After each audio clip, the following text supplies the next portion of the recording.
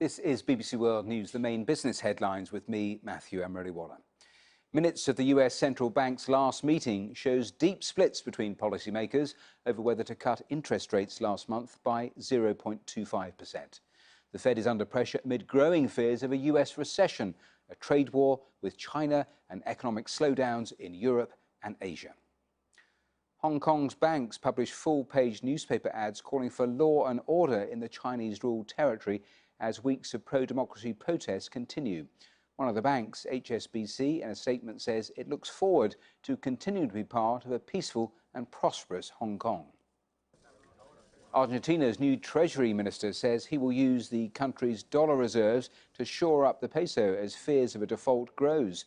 It already spent over $700 million to shore up its currency after the president was beaten in primary elections. And 19 hours, that's how long the proposed flights from Sydney to New York and London would take with Qantas. Now the airline is starting tests to see if passengers would cope with what would be the longest non-stop flight in the world. Well, those are our main business headlines here on BBC World News.